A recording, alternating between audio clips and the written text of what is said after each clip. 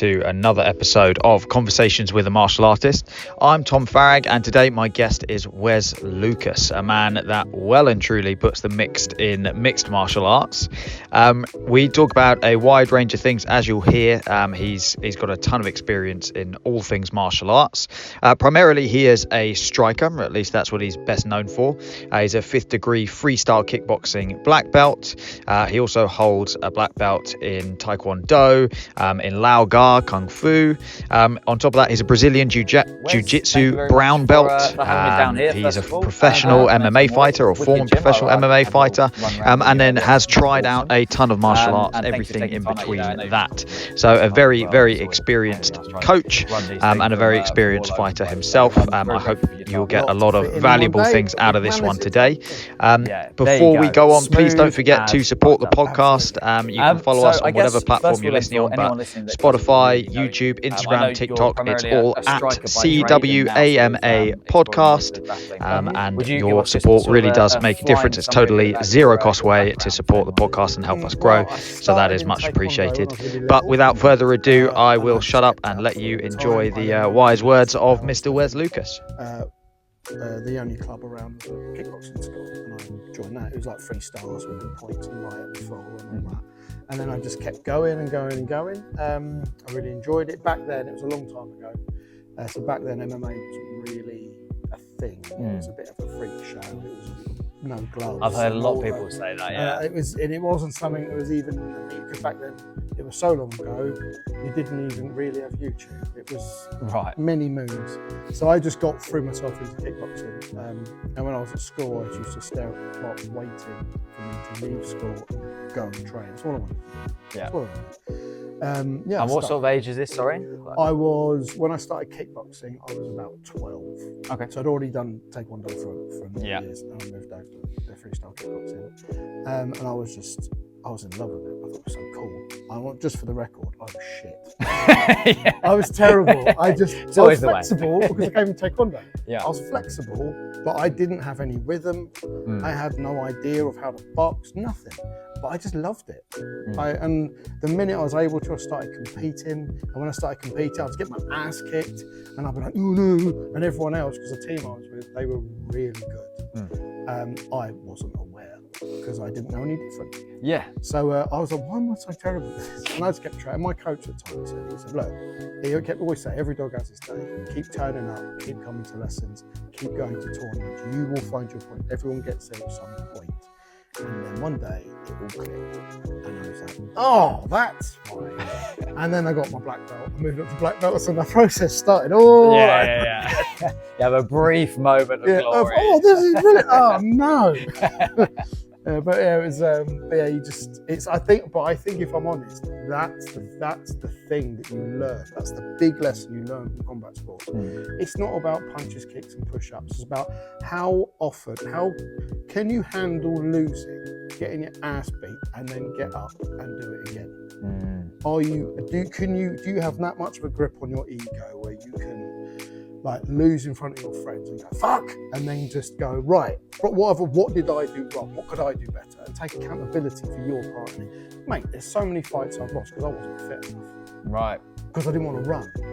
And then you lose a bunch, go, I think I have to run, because round 3 I'm gassed and getting my ass kicked. I need to run.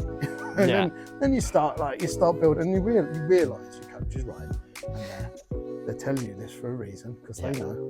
And my coach was very good at giving you just enough rope to hang yourself. So they tell you this is what you need to do. And if you didn't do it, you'd be like, all right, we'll see, and just leave it to it. Nice. You'd be like, see, if you were running, you wouldn't have gassed in round 3. Oh yeah, fine, cool. You love that. I told you so. Yeah. Never said it. Yeah. But just. You both know. Yeah, you know. You look at each other. Look, all right. Yeah, it's all good. Yeah, so I progressed through that. I fought for. I ended up fighting for England a bunch of times in Team GB, which I loved doing. And it was my whole back in those days when I was sort of in my late teens, early 20s. It was I would work part time, train full time, and I'd teach every evening. I started teaching when I was 16. I ran my own club from 16 just because I wanted to do it. Yeah. And if I'm honest, I didn't know what I was doing. I was just running the classes that I'd just done. Right, yeah, just copy, repeat, yeah. And I said to all of them, just teach boxing. Here's a sequence. All right, cool. So they cut. And back in those days, people didn't even ask for qualifications or anything. It was nuts. Did all right. I got a few fighters out of it. And it kept me. I found that while I wasn't a very talented fighter, I was actually quite a good coach. I had this. I've always had this ability to sort of spot someone's potential. I can't tell you what. Not in everything, but especially in combat sports. I'm like, oh, they've got this or they've got that. And I used to get told a lot, oh, you'll never be a champion because you don't have you're the wrong build, you're too short, you haven't got good enough range, you're not fast enough, you don't bang. And then my brain being stubborn, I've gone, well, I now have to be able to do those things. now I've got to nail that, yeah. Yeah, so I spent most of my training learning how to kick properly, and I got known for kicking people in the face. And because I was, I'm 5'9", I'm not a giant man at all. And I used to fight at -80. And those guys are 6'2", 6'3", 6'4". There was once I did a tournament and everyone was over 6'3". I'm like, what? And I was looking at, I had a friend of mine in my corner. I went, what am I going to do with this? He went, kick him in the face. I'm like, oh, you got a ladder? Yeah, but those grubby little tournaments that we all have to do, and all it's so pure. I know it sounds really stupid, but it's so pure because you're all there. You're not there for the glory because no one gives a shit. You're not there for the money because you ain't getting paid. Yeah. You're just there for your expression of your art, and that is it.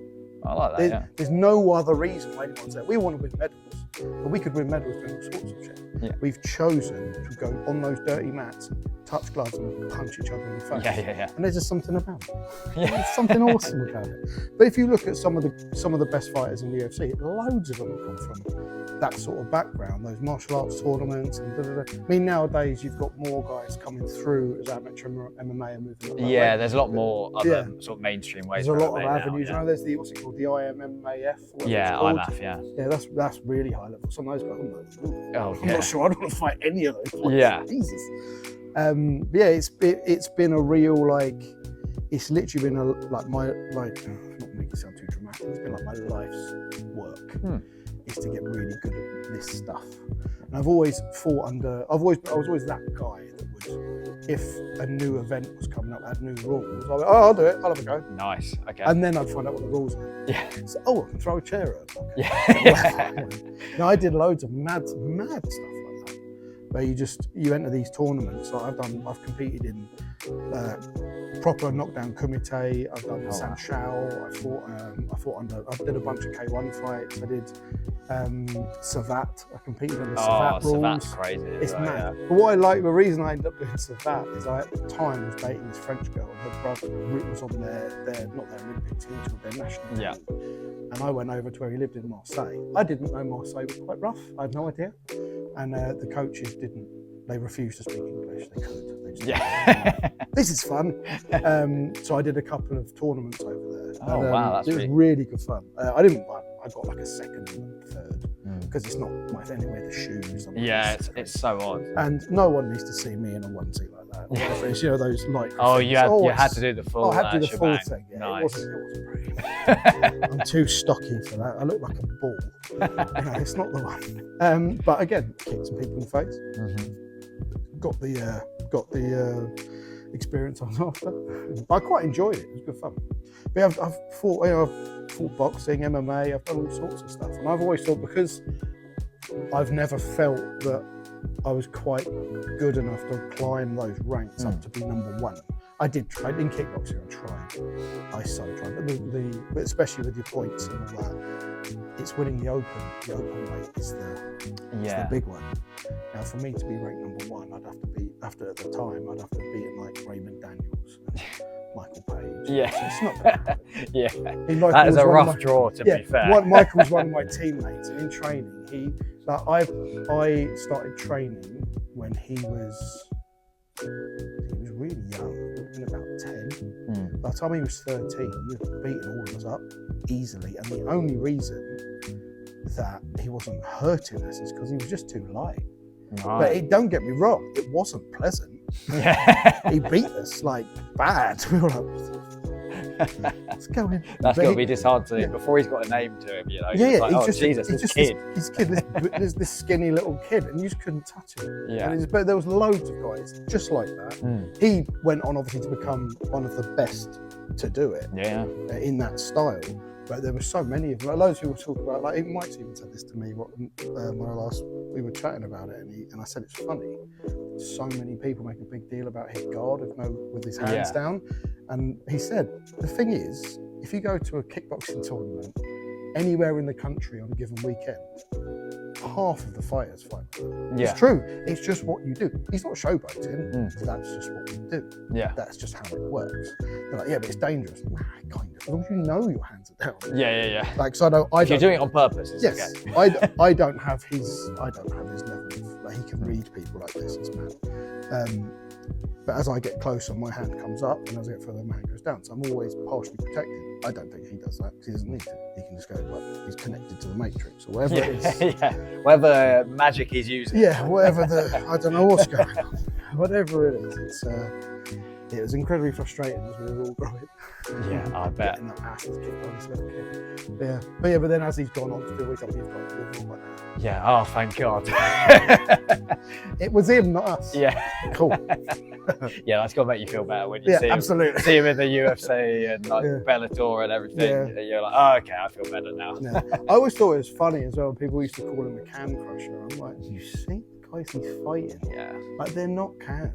They're not. No. But yeah, he makes them look bad because of the way he does his thing. But if you look at his record versus their record, they're always pretty evenly matched. It's like, well, and also he can only fight the people that will fight him. Yeah. So there's not much he can do. But yeah, it's always an interesting thing when people they become an outlier and they do something a little different.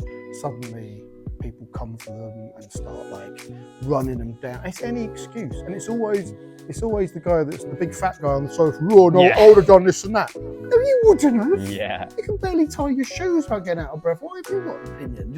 It's mad. No, I would have done. I stood up and leg kicked him. Oh yeah, no one's done that. That drives me mad. Do you know what I mentioned? Just off camera, I was at Cage Warriors the other day in London, and I was in the standing bit at the front, and there was a guy behind me all night mouthing off and mouthing. It's like, oh, he needs to do this, he needs to do it, and I'm like, everything you're saying is really wrong. Yeah. And you turn around and you see him at the end of the day, you're like, that is definitely a man that has never done any training. It's in his life. never. Because that's what they say. That there's two things that a lot of men dramatically overrate themselves, and it's in bed and in a fight. Yeah. And it's just no, you definitely can't fight. Definitely, you'll get murdered. Yeah. By any of these guys. And I think that's what, again, when you look at someone like, if you look at the lowest ranked fighter on the UFC roster, they could probably go into any of our regional events and wipe the floor with everyone. People don't realise how good they are and how good that the standard UFC is. Yeah. It's not like just because someone gets beaten loads in the UFC, it doesn't mean they're shit. No. It just means that they're not at that level. And that they could still be world champions. They could still be amazing. Yeah, they'll still absolutely destroy your average fighter. Yeah. Even your top tier national level pro goes to the UFC. Very few of them make it. You know, they all end up meeting someone, usually from Dagestan, wrestles them to death. Yeah. Starts elbowing them in the face. It's like, oh my God, what is this? This is a terrible idea. What was I thinking? There was a Russian first name, Muslim surname. No, the other way around. Muslim first name, Russian surname. Yeah. Probably avoid them. Yeah. That's not what you want on your debut at the UFC, is it? And it's like, oh, cool, and the Nurmagomedov. Yeah. Wicked. Oh, no. But then, so that style, obviously, you came up in that. But I know you've done quite a few other styles as well, because I had a bit of a nose for once. I did a little bit of research before talking to you. I feel privileged. I know. I'm getting more and more professional as we go. Splendid. But you've done a lot of, like Kung Fu, Taekwondo, kickboxing, all sorts of different styles. So when did you sort of mix that in together? Was that all separately, or? For me, came out. It was born out of convenience. So Okay. I wish I could say, yeah, because I realised cross training was a vital piece. It wasn't. It was convenience. Because the class I used to do regularly, especially the kickboxing one, the venue would shut randomly throughout the month sometimes. Okay. So I'd have to find other places to train. And I used to train with a guy. Me and him would train together all the time, and we'd go and travel. He was a judo player, and he was a black belt in judo, and a lot heavier than me. But he loved judo and grappling. He's the one that's how I got into wrestling in MMA, just through him. So then we'll go and find random clubs that had fighters, and we'd just go and train there and just see what they do a bit of Thai boxing, we'll do a bit of this and that, see what's going on. And sometimes you just go, this is really cool. Yeah. And you just stick to it. Or, oh, these are a good bunch of lads. We'll keep training. Yeah. You know? So I'm like, well, on Wednesday, I'm going to judo club, and on Monday, I'm going to train kickboxing, now on a Thursday. And you just sort of end up, before you know it, Monday to Sunday, you're doing something. Yeah. And then every third week you go, I need a break. Yeah. I'm exhausted. Yeah, your body's just battered in every single way. I got really into this when I used to have a gym in Richmond, and I got really into learning like obscure disciplines that weren't, I say obscure. So I would pull in an instructor. We had capoeira in there for a while, and I pulled in Anderson Zapata, who's really good capoeira coach, and like he does all the acrobatics and all the kind of stuff. So he runs a studio in Sweden, Switzerland, I forget now. And he used to teach capoeira in my gym, so I did that for a bit. That's cool. I had, for a while, I had Yasin Ilmachi, boxer, teaching boxing at the gym as well, because I wanted to learn to box. So if I wanted to learn something, I'll go, what I'll do, I'll get a coach in, he can run a class, and then I'll attend the class. Yeah. So Saves messing around. I have to find a new one. Exactly, it's all good. And then we just started, and I started doing that, and I did loads of things. I even was learning pro wrestling for a while, because these guys come in, they were doing like these summer camp things where you go and you learn how to take falls and bumps, and some of the MMA boys did it for a laugh, and they were brilliant. They were really good fun classes. Not something I'd ever do, because I don't want to do enough concussion risk as it is. Yeah. Let alone being smashed head first through a table. I'm all right, cheers. But yeah, that was good fun. So I just got into it. I learned I learned loads of like weapon stuff, so like Eskrima and Kali and all that, because it was fun. Yeah. But when I was doing it, I kept smashing my hands up, because my other thing is I play bass guitar and guitar and stuff, and I kept like coming home. I can't flipping play. My hands are smashed. I need to drop the stick fighting. Yeah. Because I'm not going to do anything with it. You know, I'm just doing it for fun. I just keep like cracking things. Yeah, they are really good at targeting the because the hands hands sticks, also they? Just one of the main smash 'em. targets. Yeah, So yeah, like, that's it. Even with gauntlets on, they clip a thumb, or they clip you like under here, or around the back of the elbow as well. Why? Now, one of the boys I do jiu-jitsu, Pete, he's really into weapons and all weapons. He does Dog Brothers. Oh, yeah. He's insane. So, so you're going to pop over to insert random country, pop a helmet on, and go to town with whatever weapons. Smash the shit out. That is mental. Yeah. But okay, whatever you're into, Pete. Yeah, do you know what I've always said? I'm quite game for stuff. I'll have a go at things, like whatever art. I'll dive in, but competing in like stick fighting, I just cannot sit. I'm just you want me to go in there with that guy who's intentionally trying to whack me with this? I know how much I get punched just boxing. Yeah, let alone if that translates to sticks, I'm having none of that. Yeah, and those sticks are so fast. Yeah, you can't when you watch the competitions. I made an horrible error once of entering the rapid harness competition. It was because I was a beginner, even though I'd done all those martial arts. They were like, no.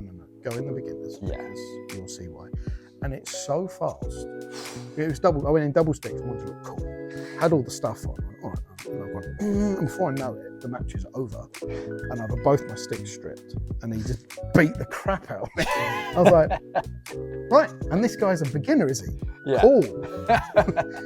I don't think this is for me, if I'm honest. But yeah, it was a fun experience. Like I never used to care about losing, because I think it's because I never felt like I was good enough to be a champion anyway. So I thought, well, if I'll go and have a go and see what happens.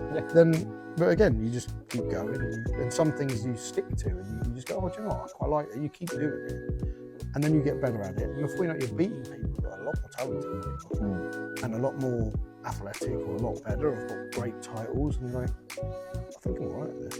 Yeah. I think it's going okay. It's not gone as bad as anticipated. No, exactly. Yeah, it's fun. But yeah, it's no, like I said, it's just been like my life's project. And it's always, no matter what I've ever done in my life, I've always gone back to it. I've never completely stopped training and doing something. And as I got older, I had to sort of be a bit more selective on how much. Like, I'm not prepared to take injuries for no reason anymore. Yeah. Just like I used to do stupid things. But there was one year I did 44 fights in a year.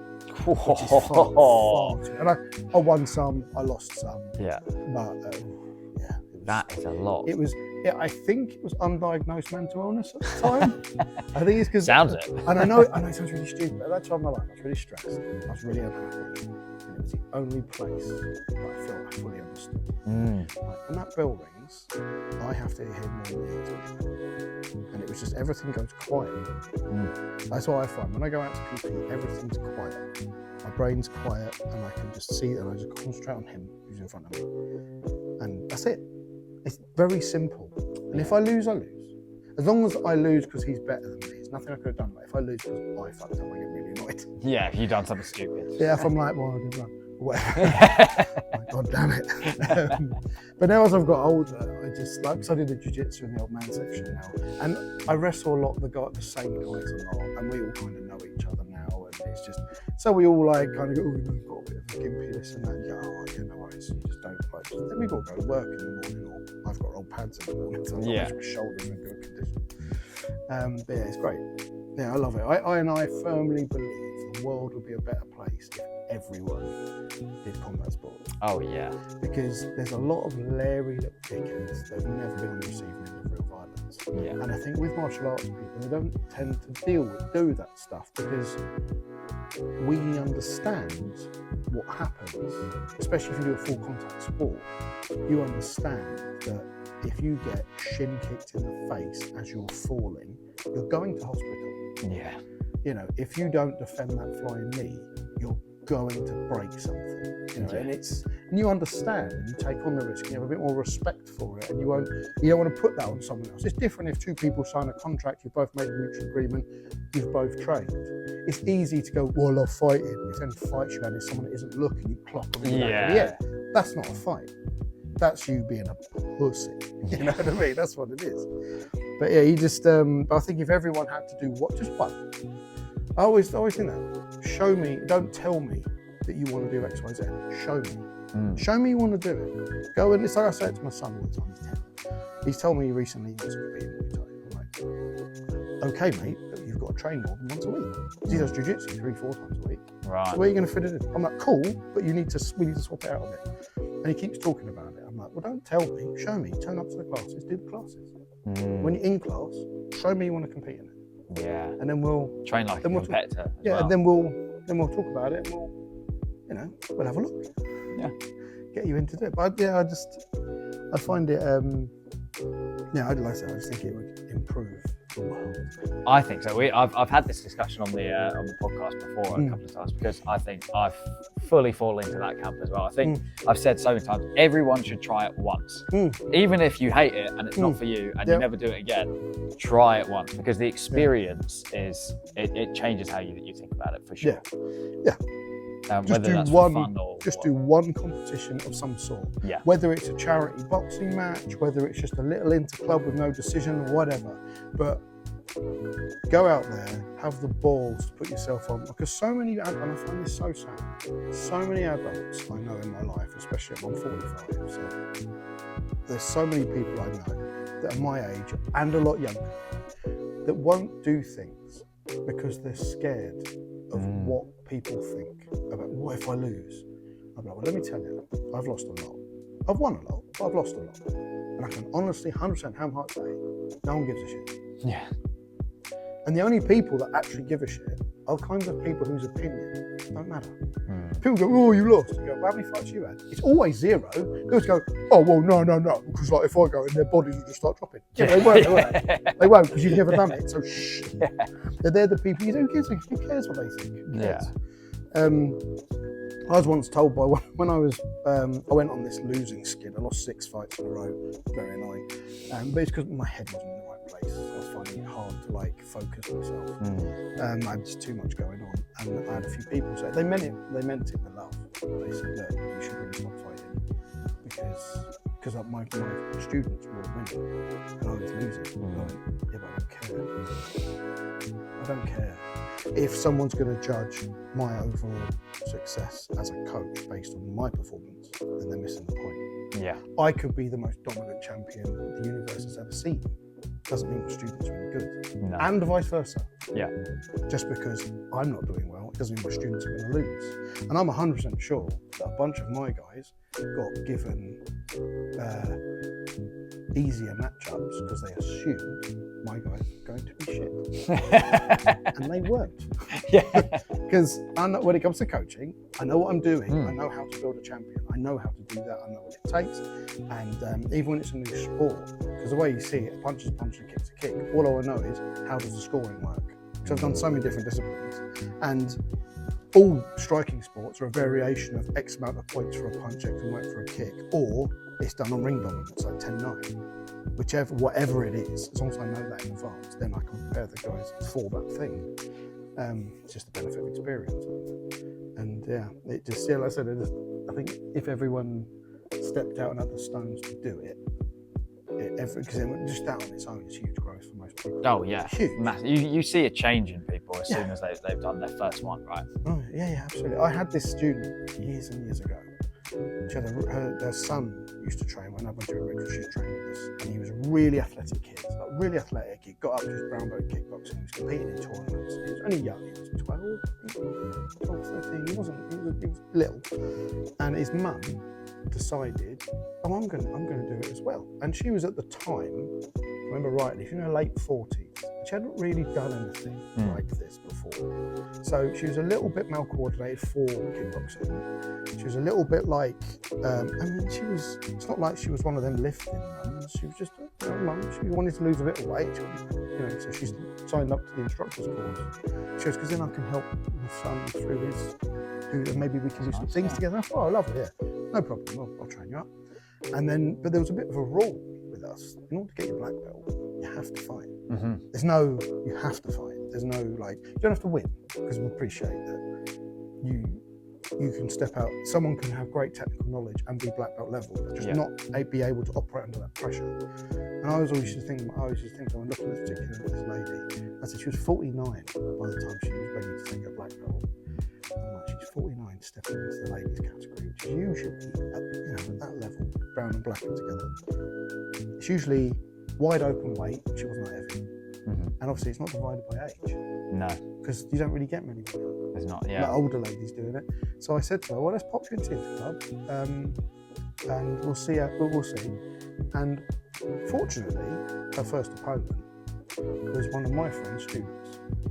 And I said to her, listen, she is an older lady. It's her first competition in the history of the British champion. I said, look, I'm not saying don't fight her. Yeah. I'm just saying don't take the piss. Yeah. But if this gets too rough, I will throw the towel. Just so you know.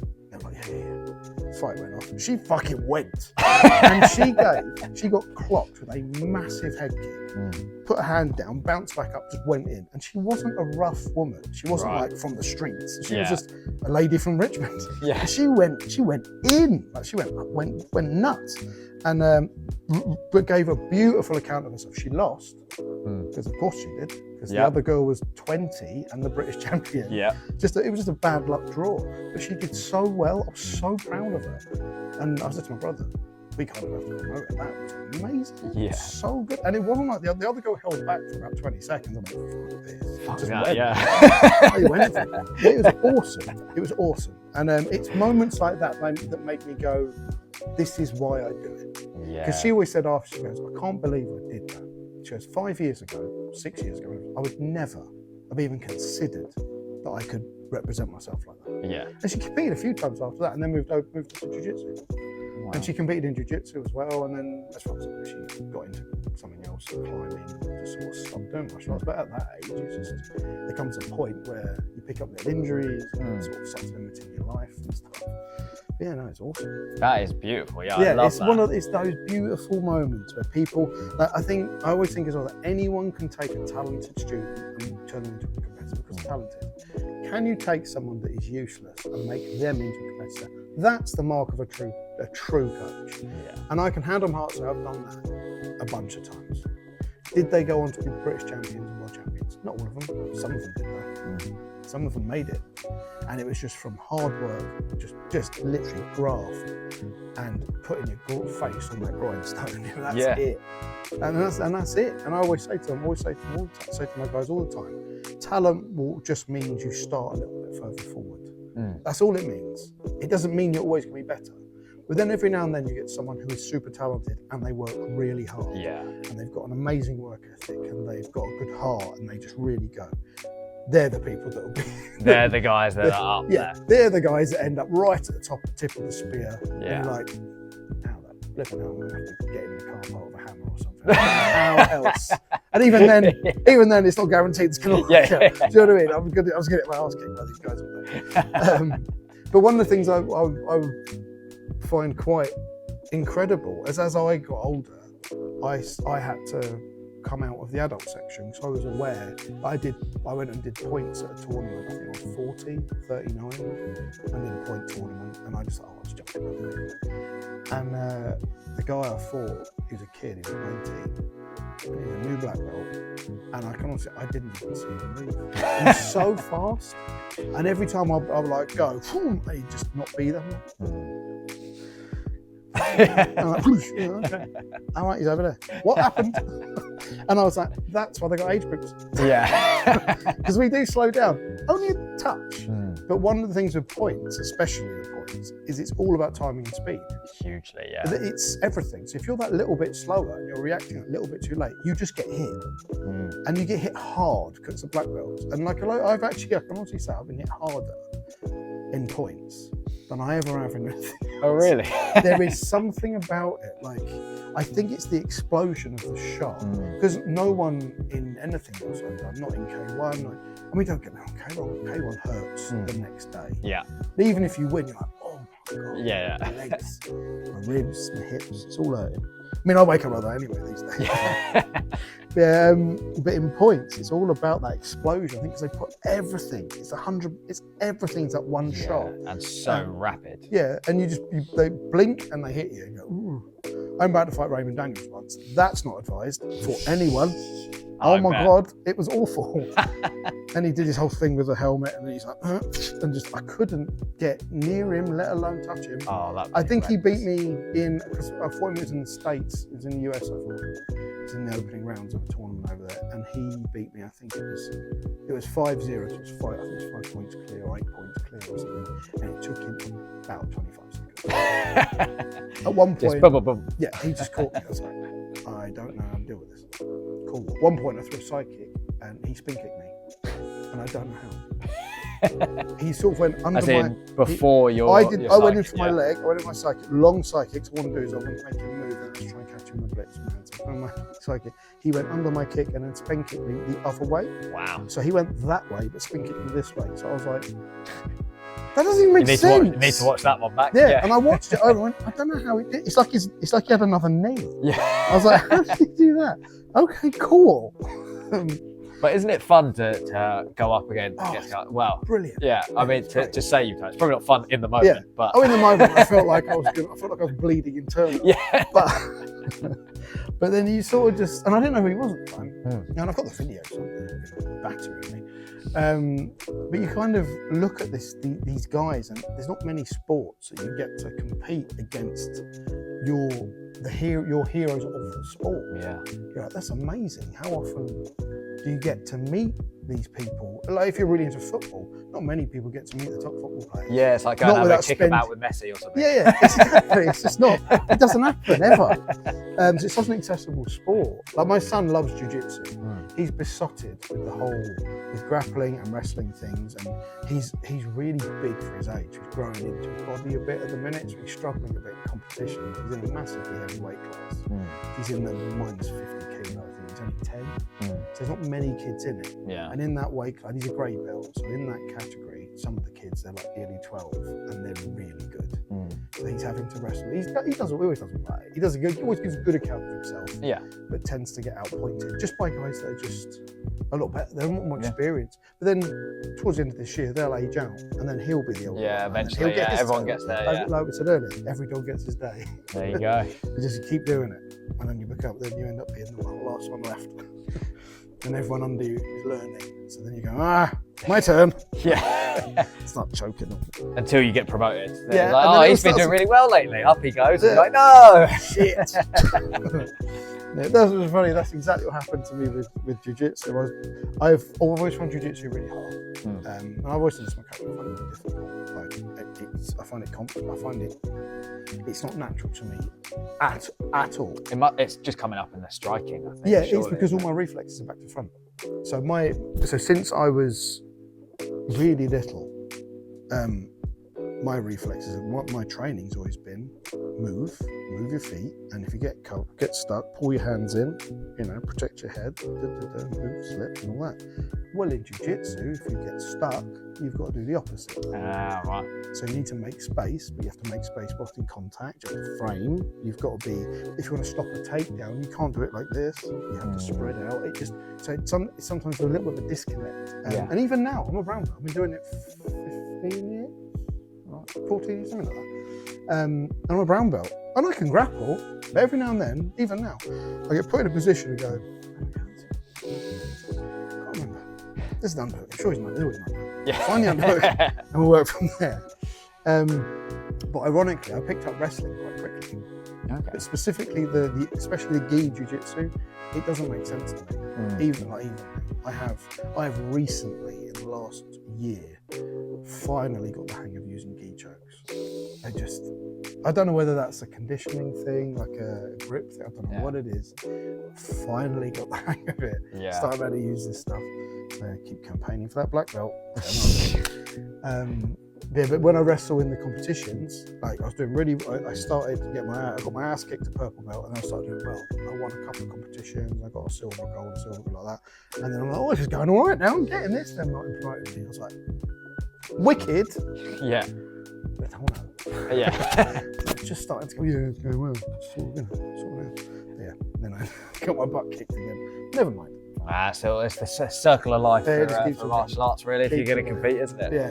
And a couple of people have said to me, actually, when you go black belt, are you still going to compete? I'm like, yes! Yeah. So but you could wrestle someone or grapple someone that's been doing jiu-jitsu for 30 years. And I know. I'd be like wrestling yoga. It'd be awesome. Yeah. It'd be so good. There is something quite, I don't know, I guess fulfilling about getting absolutely devastated by someone that's really good. Like, I love nothing more than having a roll or a spar with someone that just absolutely beats the living shit out of me. Whatever discipline, whether it's grappling or striking, there's something like, oh my God, I've just learned so much. And it's so entertaining. Yeah, I've always thought as well, like I have this joke, because since I've moved up to brown belt, I've won like one match, and all the others have been like, I lose the first match. But I do manage to elevate them, so I pick them up, take them down.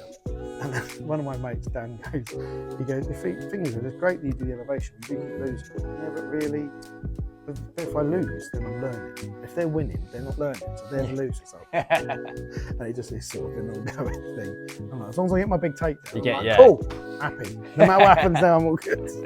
Obviously, I want to win, but yeah, it's a good way out, that one. Yeah, exactly. It's good. It's a bit of mental gymnastics, so I don't cry on my own. But yeah, it's all good. And so you're still competing regularly then, but for jiu-jitsu? Yeah, I compete. You don't strike anymore in terms of competition? I do a little. I've got a lot of wear and tear just from in my legs and in my hands and stuff. So, like I'm competing at the ISKA English Open. Oh, cool. It's coming up soon. I just decided to do that one because I wanted to take another run at the World Championship. You have to qualify, and I need to knock the rust off and see how my body handles that. Because that's the other thing, that with the jiu-jitsu, all that time under tension with the grappling, it's maybe a little bit slower, like physically, because it's a different energy system. Yeah. So I need to sort of wake up that neurology again, get back into the flow of it all.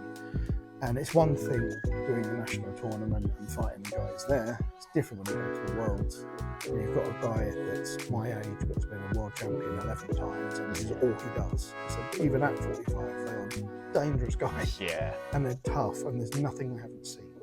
So I just need to make sure my body can handle it. So the Worlds are in Germany this year. Oh, that's cool. So I'm like, it's a nice easy flight, pop over there, compete, have a lovely time, hopefully win a gold medal, and come home. Here's hoping. Yeah, exactly. So yeah, this year I've got, but I've got a bit of a knee issue that's been plaguing me for years. So I've just got to go. Yeah, nothing stopped me. I just have to find out, can I realistically do a Yeah, how can you work around it? How can I do this so that my knee doesn't get worse? Yeah. It's interesting though, because I suppose for someone like you, where you've done martial arts your whole life, and especially competing so much takes its toll on your body. Yeah. That must be a very hard thing to sort of work around the more you go. Yeah. As I've got older, I've suddenly become aware of why the coach, all my kickboxing coaches, always says, don't stand and bang. There's no glory in gym. But yeah, but you've got to dominate.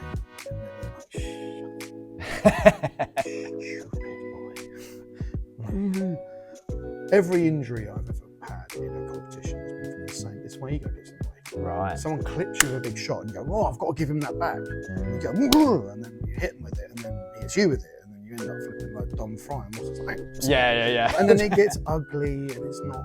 Martial arts should be a beautiful expression of destruction, not like two blokes windmilling in like a pair of dickheads. You know what I mean? But it frequently escalates to windmilling in, doesn't it? Yeah. Not so much at my age now, because I would just go, windmilling. You twat. Yeah. Just move around and let him by himself. But yeah, it's just, it is one of those things. It is hard wearing. Even now, like I do Muay Thai twice a week with Kim here, just to keep my, because I teach the kids, just to keep my technique sharp. And Kim's got a very like traditional, like very authentic Thai way of doing everything, which I think is really cool. And you just sort of pick up little things from him, and like it's just cool. Like, he's been doing it. I have no idea. He probably did it coming out of the womb. Yeah. One of those guys. He's born in Thailand. And, that's been his life. Like, he's incredible. But you spend your time. I spend my time with coaches like him, who in Thai boxing, in Muay Thai, is so vastly superior to me. It's not even funny. He's so. I can go. Yeah, I can kickbox. Oh yeah, I can kickbox. But my Muay Thai skills need a lot of work. It's the specifics for Muay Thai. So it's great to train with someone that's such a purist. Like it's like when you go to any specialist, like go to a boxing specialist, your best punch, somebody goes, bullshit, what are you doing? Yeah. You change it and twist it and do little things. So we used to have this boxing coach when I had my gym in Richmond called Peter, and he was a bit mental. Like he was like a flipping proper geezer. Like, I can't do this, son. Hey, he's an old man. And I used to think, who's this nutcase? And he would regularly just go off on rants. Yeah. You'd be like, oh, he's off. But half the people that went to his classes, half of them got nothing from it. The other half became really good boxers. Oh wow. So there's obviously something to do with the way he teaches. It really gelled with some people, really didn't gel with others. And I can't discredit that. Because I'm sure I have students that don't gel with me. I just don't know because they leave. Yeah. And they don't tell you. They don't tell you. They just don't train with you anymore. Yeah. He spent, I think it took 2 years to teach me how to throw a boxer's hook. And I was like, what? Nah, that's crap, son. Just do it again. And I'll throw it, and he'd go, nah. How about, what am I doing wrong? Nah, do it again. Nah. What am I doing wrong? Yeah. Nah, just do it again. Oh, okay. And he'd coach you through the movement, and he'd get you doing these weird things, and you'd have a laugh. Yeah. Then a few weeks in, you kind of throw the hook and go bang, and you go, whoa. Oh. Where did that come from? And he goes, see? Told ya. What? Yeah. Did you? But obviously he did. I've been in his class, and that's what I've been working on. But he did it for loads of people. It's just so weird. I love a weird teaching style. It is weird. But do you, because that's something I'm curious about for someone that trains so many different styles, do you go into these things and when you're actually more so competing rather than in the classes, if you're competing in these different styles, do you change much of your own game to match that? Would you sort of square up for a Thai class or? When I'm in, like, for example, when I'm training with Kim, I try and do Thai as possible. Right. Because I want to learn it in its purest form. And then what I do is that then absorbs, that will naturally absorb into my normal game. If I was to fight Thai, I think I would just fight how I fight. Right. I don't think I would change anything. Yeah, because that's what I've always been curious about. Yeah. No, I don't think I'd change anything. I mean, I've essentially over the years developed I've got three different games when it comes to striking. I've got strong style, which is just does what it doesn't do. Go a bit square, looking for massive shots. I'm a southpaw, so I'm looking for that right hook and that left cross, the big right body hooks, things like that, and then throwing the back leg well. But it's a lot of tight head movement. So it's a lot of, because I'm not that tall and everyone I fight is bigger than me. I can get on the inside. Once I'm on the inside, they have to move backwards. Yeah. Eventually they run out of ring, and that's where I can do my damage. But then if they're really good at mastering that distance, I'm in all kinds of trouble. Yeah. That's when I've been strong style. Yeah, I've got strong style, I've got counter punching style, and I have like a hybrid where it's lots of level changing and stuff like that. But I've just refined those three, and then whatever rules I'm in, I'll just vary what strikes I'm going to use. If I'm going to box, then obviously it's jab, cross, hook, and uppercut. Yeah. Yeah, they frown on a leg kick. Yeah, so they're not up for that. If I'm going to do points, then I'll extend my shots a little further. I let my shoulders go over my knee a little because that's acceptable at one point. If I'm doing, I don't know, continuous, I just get loose and relax, and you're looking to rattle off as many long. Like in full contact, I'll do no less than 3, no more than 5. In light, it can go anything up to 8, 9 shots, just because of the nature of the sport. Yeah. And depending on, again, even in light, you've got like clickers or you've got the yellow brick road, like you've got wackos. It's a different scoring system. So it's about winning interactions from what I understand. I could have that wrong. I'm pretty sure it's a winning interaction. So if I move around a lot for the first 30 seconds, then the final minute and a half, whatever's happened in the first 30 seconds is almost irrelevant. Right. Okay. And I think as they click, all 3 judges have to click within a certain time of each other for it to be scored. It's quite technical. It's quite technically together. So you need to be very clear, and when you score a point, it should be really obvious. There's nothing like hitting someone, we can do this. It's really obvious. Yeah. Definitely hit it. 100%. Well, that sound, it makes me head kick someone. Yeah. You all heard it. Yeah. Where's the click? It's it is something you blend as you go. And ironically, when I started competing in MMA, I almost bin striking completely. That's it. Because that's what I was about to say as well. Yeah, I competed as a grappler more than anything, which is why I think I struggled to start with, because it's not what I do. I was learning that on the go, which was stupid. I should have gone out jab cross, low kick, because I could already do that. But I didn't, because my logic was, well, if I'm going to be doing MMA, I want to learn new skills, so I want to learn what's specific to MMA. It's grappling. Really, that's what's specific to MMA. So that's what I was focused on, getting them to go and hit them. And after a while, you sort of skills settle in. You start going, oh, okay, well, I can do this in this situation, and you learn how to get out of this, and how to do strikes out of that, and it evolves. And that's so that's what I ended up doing. So I think a lot of the guys I fought in MMA would look at my like what I do and assume I'm going to be a striker. Yeah, they're training the whole time. Yeah, they're head like, kicks. Oh, that's what a striker is. And then, no, I'm like, dive on the legs. Jab, double leg. Work from there. It's funny. No, that is interesting, because mixing the styles, I suppose, is a hard thing. And one thing that you mentioned there, which I thought I'd certainly noticed when I came and heard your class, is what's very interesting is you've got really good tactical teaching method. Because a lot of people teach the technical, and I mean, obviously there's good things to that. But what was quite different, and I think you touched on it earlier, is where you've trained so many different rule sets, and you understand actually for this you can get away with when you're talking about reaching a bit further and things like that. It made a huge difference, and I hopefully, I'm assuming it's helped a lot of your students as well to be able to sort of understand that. Because One of the things I found a lot actually with coaches, and this has happened, I've seen this so many times, I don't mean this by any disrespect, but a lot of coaches are really good at teaching people who have their body type. So if I've got someone who is 5'9", a bit stocky, and has decent hand speed and good flexibility, then yeah, of course I can train them.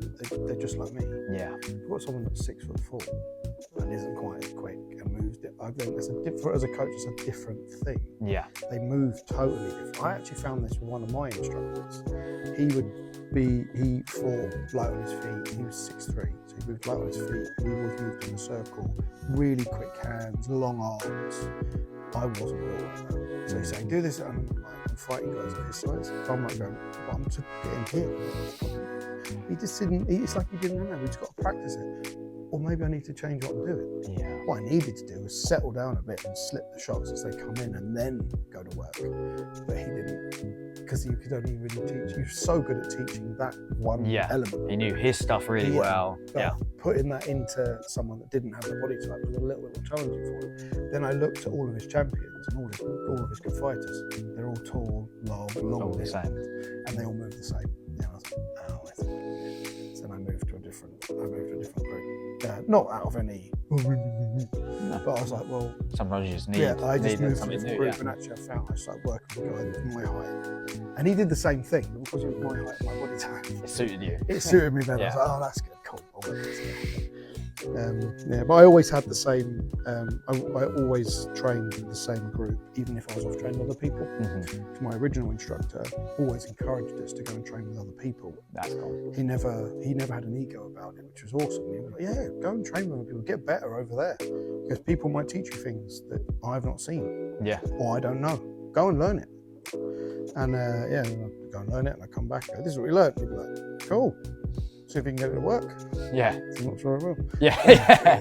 Crack on. That was crap. It's bollocks, but never mind. But yeah, he never had an ego about it, so it's great. We were free to go and do what we wanted. Yeah. I don't agree with, because one of my least favourite things in martial arts is what I took a little bit of a back step for about 3 or 4 years from competition, from like the circuit, tournament circuit stuff, because the politics. I fucking hate it. Yeah. It's like, no, you're not the big dog. You're another competition. That's it. I don't care if you're a director or whatever. You're just a guy. You're running a tournament. And just run your tournament and stop being stop running your mouth out for tournaments. Just let people do their thing. Yeah. It makes no difference. And the problem, I think, with a lot of them is you've got all of these competitions. There's so many, especially with kickboxing. There's so many. It's not unified. No, yeah. So there's guys that get to like 20 and they're like a 15-time world champion, but they've never fought outside of Chelmsford. Yeah. You're like, how is that possible? You've not gone anywhere. Yeah. So, you've won the worlds. That's one in up north. There's one in flipping London, and it's all right, cool, but it's not really what I'll call world. Yeah, you can't stick world on the front of that. But call it what you like. But it's not the world, is it? No. And you see it a lot. Like people so busy, especially from the promoter side. They're all about money. Of course, that's what they do, making money. And I've no problem with people making money. Just don't like. I know some of the bigger federations have got these rules where if you fight for their team, you cannot fight in anyone else's leagues. Yeah. Now, if you're paying for me to go to your worlds, cool. I'll agree to that. If you are not, who the fuck do you think you are? Yeah. You are giving me an opportunity to fight at the tournament. The tournament that I've paid for, I'm paying to go to the Worlds. I've bought the kit. I've done the work to become the champion, to be able to be selected for the team. So what are you doing for me again? Yeah. What part? I've paid all of this out for this opportunity. So thank you, sir. You've taken my money. Do you know what I mean? Yeah. It's so stupid. Some federations don't do that, but a couple of the bigger ones do, and they're really strict about it. If they find you going out to other competitions, no, absolutely not. Oh, really? Yeah, they boot you off the team like that, real quick. And I'm like, yeah, and it's just control. Yeah. And it's stupid. Now, if they said, like I said, if they were paying for you to represent their brand, cool. Yeah, it's like signing an agreement with anything. They've put a financial investment in you. They're paying for you to go to the world. Yeah. You work for this promotion. Got it. That's not a problem. But when you have to, as an amateur fighter, you have to find the money, train, fight and go to their squad trainings, which can be bloody anywhere. And if you don't go to the squad training, you get a smacky bum, you know, and it gets stupid. I mean, I understand people need to train. Once again, if you're not going to allow people to do other things, then maybe if they did the other things, it'd be good for them, because these guys would get all the work they needed for the money they can afford. Yeah. You know, because kickboxing isn't exactly rife with cash. No, well that's it, and especially when you look at some of the like freestyle kickboxing and stuff like that. I mean, you get promotions for K1 and Muay Thai and stuff is bigger than sort of the freestyle stuff. There's not like, you don't hear anyone sort of making their millions in point kickboxing, do you? Not at all. I always found it quite amazing. Points never made it further as a spectator sport. Really? It's very clear to understand what's going on. Yeah. He touched him first. And the creativity, it's a beautiful art. Oh, it's very elegant. It's very elegant. It's not a fight. I would never class it as a fight because it's not. But it is beautiful. I get my Thai guys doing it. It's just as a drill. Yeah. With Thai rules, so they can low kick and stuff. It's all about that first interaction. What I found really interesting is the minute you do that, all the guys that are strong and they go in hard, the minute you do that, they cannot land the first shot. Yeah, it makes it. Yeah, it makes sense. Because it means the more technically minded guys are looking for that first shot. It's helped building them up that they can get the first one. Because generally, he who scores first wins. Generally, across like statistically. So if you land the first shot in a round, generally you're going to be the guy that will win that round. I think it's like 60% or 65%. It's quite high. I don't know what about. No, it could have been something that someone just made up. Yes, some guy said it once, and everyone went, that sounds good. But I can honestly say that of all the rounds that I've lost, I've lost the first interaction. I can honestly say that's pretty true. You know? Yeah. I've lost the first interaction, and then you end up playing catch up. And because you're playing catch up, you're rushing, you're getting caught with things, you're not as like focused, you know, it just, So I think again, point is a very elegant art form. Yeah. I wouldn't call it a fight. No. I don't know, point fighters out there would be like, it bloody is. Sorry guys. Yeah. I don't know, I love it. I don't mean it. But it's just call it what it is. It's a sport, you know, you're agreeing to such a restricted rule set. I have the same thing. My controversial one is boxing. I don't really count boxing as a fight because it's so restricted to one thing. I love boxing. You know, I box, but I don't like to call it a fight. You know, it's a match. Sorry, boxers. There's a lot of. I mean, the closest things. There's so many different arts and sports out there these days that cross over, and there's obviously a lot of absolute nonsense still out there, which I have. It's one of my favourite things. I love a bullshit martial arts video. I can sit drive my girlfriend mad. Well, look at this one. She's like, and it's like people doing like crazy shit. Yeah. You know, traditional martial arts are beautiful. I did traditional kung fu for 15 years. Because I had to, I hated it, but I did it. And now as I'm older, I have a lot more appreciation for what it gave me. It gave me that sense of I'm able to get really grounded when I'm moving around. I've got a really good base, and I will put that to sitting in horse stance for 17 hours or whatever. They're broken for that. You say, oh my God, kill me. Is that Lau Gar, I think you did? Yeah, I've got a black sash tradition Lau Gar. My coach had said that we had to do that if we wanted to kickbox. Oh really? Had to. Back in the day, it was an option. We all did. Had to do all stuff. I don't know what that was. That one I've made up. Yeah. And it just becomes one of those things where you're just like, when you're doing something like that. And again, I was terrible at it. Because it was so focused on on these fixed movements. Yeah. I'm thinking, can I just fight? I was just want to tear up. I was good at when someone comes in, you go, I could do that because it was applied. There was a person. Yeah. Or the weapon stuff, there was a person to aim at. When it was just like you've got a little robin that's just sideways. I don't know. What am I doing? There's nothing here to avoid. I don't get it. I don't get it. But I would always. Because I would always, with my traditional gradings, I would always do really well in the partner bit and in the sparring bit. and then tank in patterns. Yeah. I'd forget them halfway through. I'd be like, I think, Yeah. I'd practice it for weeks and weeks and weeks and weeks and do my best. It just never went in. I don't have that kind of memory.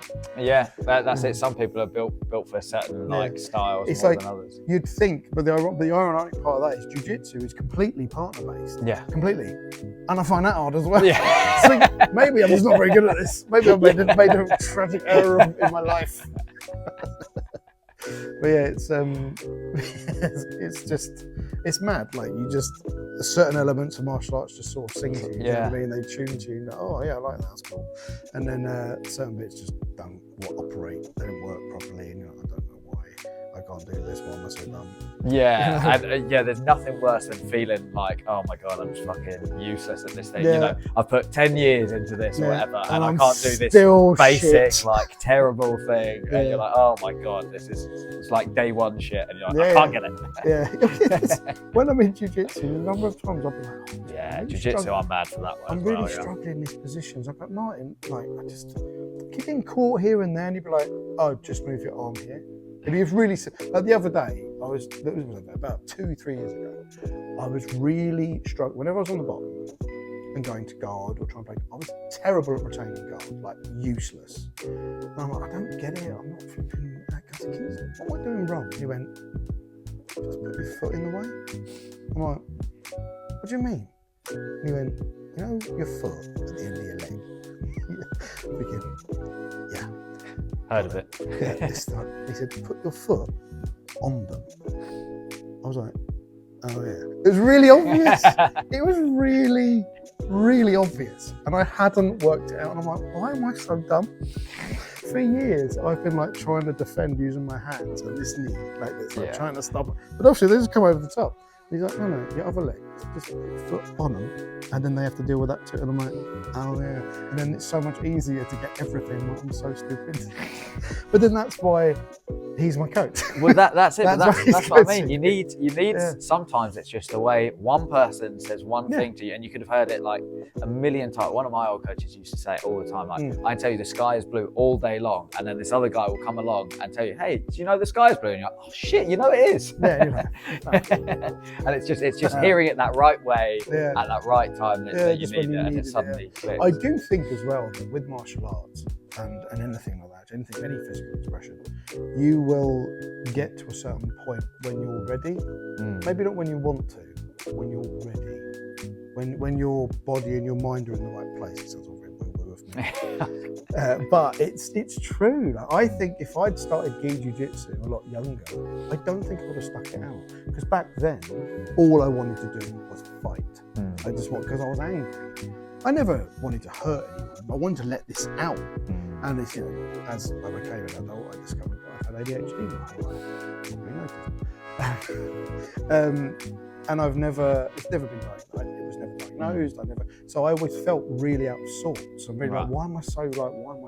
Why can't I concentrate at school? And it was really simple. It's because I'm fucking bored. But martial arts, totally different thing. Yeah. I was obsessed.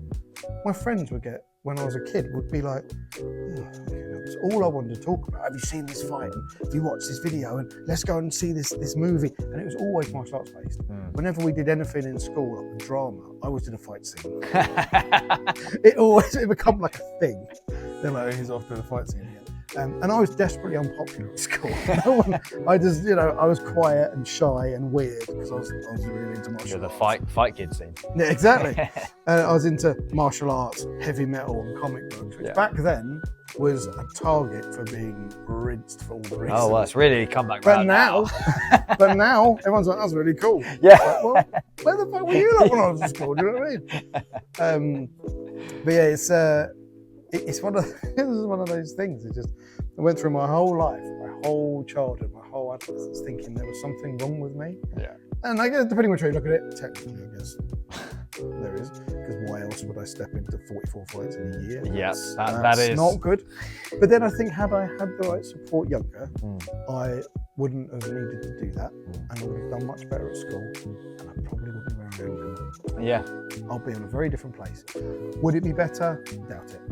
I definitely wouldn't have my son. So I would have gone a different path. Right. You know, I was told for years, when they do and this is one of those stories, really, I really got that. I got so angry. I was angry about this for years. When they do the career thing when you're about 13, Yeah. they go, what are you going to do when you're in school? And I said, I'm going to do one or two things. I'm going to be a rock star or a professional martial artist, right? And the guy stood me up in front of him, because we wrote it all down. It was confidential. We wrote it all down. We handed them in. And I'd written a big thing about I was going to open a gym like the one in Enter the Dragon. So I'm just obsessed. And what it was that scene. You know, there's that scene in Enter the Dragon where the camera pans over Mr. Han's place. There's all this guy going, oh, Yeah, oh. in the back, yeah. I was like, he's a villain, but this is awesome. Yeah, yeah, I want that. I want that, but for good guys. Yeah. That's so cool. And I was obsessed with that. That was what I was going to do. I just zeroed in, like, that is my shit. That's what I'm going to do. And he pulled me up in front of the class and read out my thing. Is this yours? I went, yeah. He went, this is a prime example of people not being realistic. Oh, wow. And I went, what? And he said it again. He goes, you can't be a professional. I'm being a rock star. Don't be absurd. I'm like, in front of my whole class. Yeah. And I was already quite heavily picked on because I had long hair. And I was like, and they all started laughing. And that day, he created a villain. Yeah, I could see that. That makes sense. I was so angry. I just walked out. I walked out of the room. I was livid. And he never apologised. The teacher went, oh, don't be so stupid. I was like, no, you don't understand. This is what I want to do. This is my dream. And he's telling me I could never do it. So, well, you've got to be realistic. Maybe you want to look at a trade. Oh, yeah. Nothing wrong with trades. Yeah, I'm like, no, I just told you I want to do two things I'm already interested in doing. Yeah. So as a 14-year-old child, you should at least go, well, do you know what? That's really cool. Yeah. Keep training, keep practicing your music, and then let's see what else you can do just in case. Yeah. That's how you handle That, situation, right? But obviously, I went completely the other way. I went, fuck this guy. Yeah. And I just went and just trained more, and that motivated me to train so hard. So actually, thanks. You know who you are. Yeah.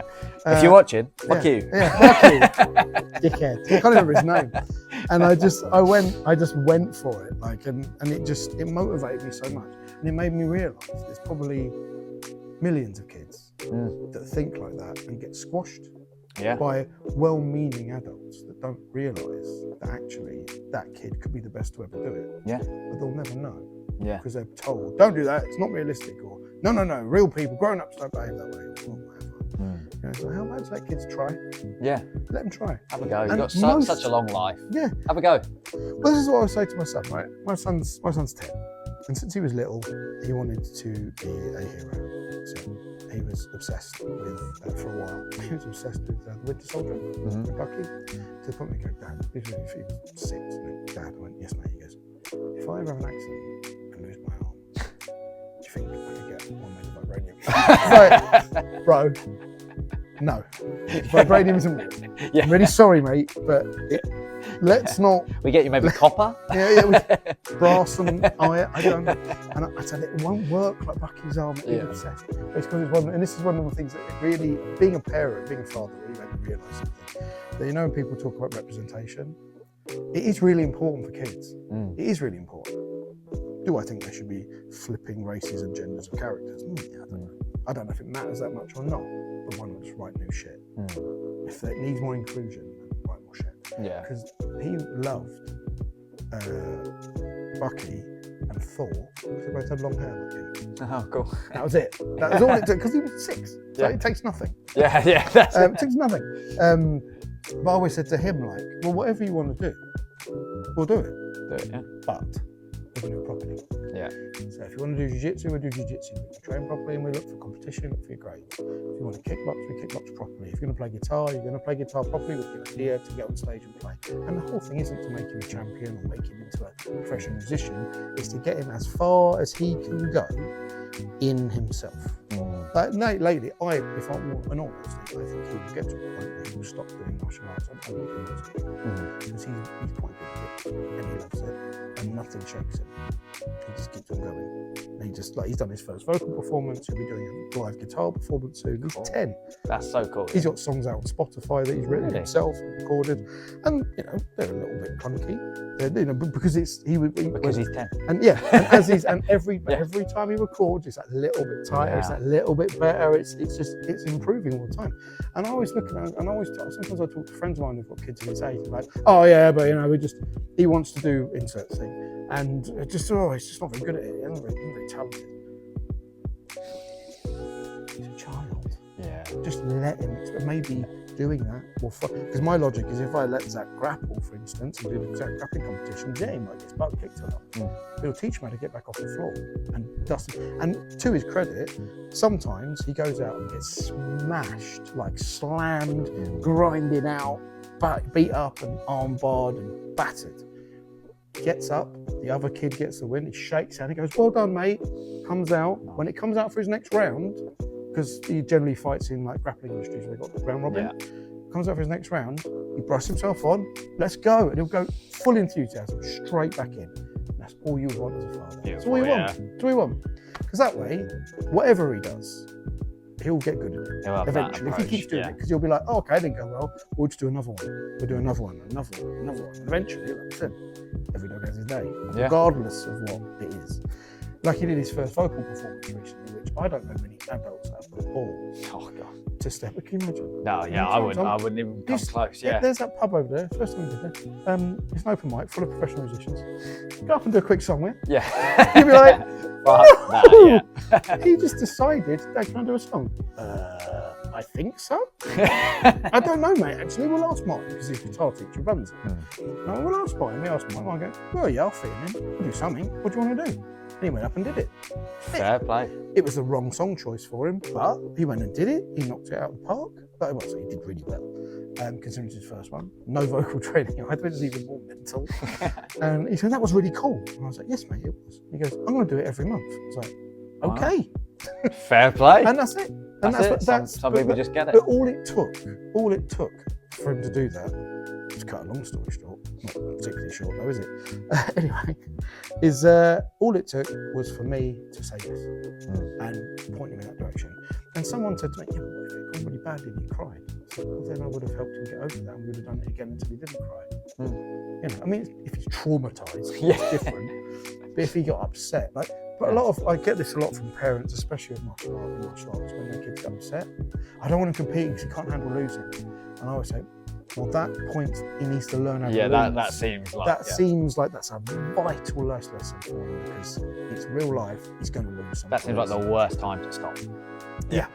But I have this rule with my son as well, and I always, it's a bit of a rule of mine. You can't quit. You can never quit on a loss. Once you might have had a win, then you can quit. It's so fucking easy to quit when it ain't going well. Yeah. It's so easy. It's, oh fuck this, I'm not good at it. If you win, you get that elation and that, oh my God, on top of the world, especially if it's something you found really hard for ages, and suddenly you've won, and you try quitting anything in that state, it's just not, you're not gonna. Yeah. And if you do, it's because you actually don't want to quit. You don't want it. And that's cool, you know? And you just, it's like I remember when just before I stopped fighting MMA, I said to my brother, like, I think this is going to be my last match. He went, yeah, I've heard that before. I said, no, I actually do think this is my last one for you. And then I finished the match, and I sat in my car afterwards. I won it. And I sat there and I went, I'm not bothered. I think I'm done. And I called him. I was like, bro, I'm actually done. He said, you sure? He goes, I don't want you to call me in 3 months. I go, bro, we've got another fight. Yeah. No. I said, honestly, hand on my heart, I think I'm done. I'm done. I said, I didn't get the same, it didn't give me the same that it used to. I said, no, I'm worried that I managed to go through loads of MMA fights where I lost. And I won some, lost some, and all that. Amateur and pro, and I never got seriously hurt. And I just think if you keep going, especially when I was 40 at the time, that's when you start slowing down, you start giving moody matchups, and before you know it, you're fighting someone that you shouldn't fight and you get seriously hurt. Yeah. And I was like, I don't want it enough anymore. Yeah, you've got what you need from it. Yeah. For me, it was just I wanted to do it. I wanted to have a go. Yeah. I knew I was never, I trialed for the UFC Tough House twice. Oh, really? For the UK versus whatever. I never made it. I was too old. I think the first time I didn't make that the second time I got in there, like, I'd enjoyed the process. It's worth a go, yeah. Try it. Never know. It. Never Cool. know. Yeah, it's yeah, it just comes. Yeah, I'm just a firm believer in that. You quit on a win, because you can't quit because it's so easy to quit. Everyone does like that. Yeah, you quit on a loss. Yeah. No one wants to continue. And you'll regret that long term. I don't know anyone that got to like their brown belt, never got their black belt, went, I wasn't bothered. Yeah. No one. They all go, do you know, I wish I just stuck it out that extra year. Yeah. Got that black belt and finished it off. So, yeah, good. You can, yeah. Oh, beautiful. Well, Wez, to be honest, I don't want to take up too much more of your time. No problem. We've gone on now. I really appreciate your time for that. No worries. Some knowledge bombs dropped in there as well, and a good fuck you to your old teacher. Anyone that's interested in you as well, I'll put the links to all of your socials and stuff like that on there. But people want to come and train with you, where's the best place to find you or contact you? I teach in 2 places. I teach Mondays and Wednesdays, kids and adults at Twickenham Martial Arts College, and I teach kids Tuesday, Thursday and Saturday at Reigate Muay Thai. Beautiful. And again, all of that will be in the description on whatever platform people are listening to. But thank you very much for your time, Wez. I really appreciate that. My pleasure. Thank you very much for listening. Much appreciated. It's a pleasure to have had you. I really hope you enjoyed that. I certainly got a lot out of it. Wez is a very fun guy with a ton of interesting background. We could have kept going for hours and hours. But I have included all of the links to Wez, where he teaches, and his pages, his social media. Please do take a minute, just drop him a follow. It's totally free and means a lot. Thank him for giving up his time for us and his knowledge. If you want to train with Wez, I highly recommend it. I've been down to his class now. It's a good class, really good standard. So please do reach out, get in touch with him. Don't forget to support the podcast as well on all platforms at CWAMA Podcast. And until the next time, I will see you there. Thank you for listening.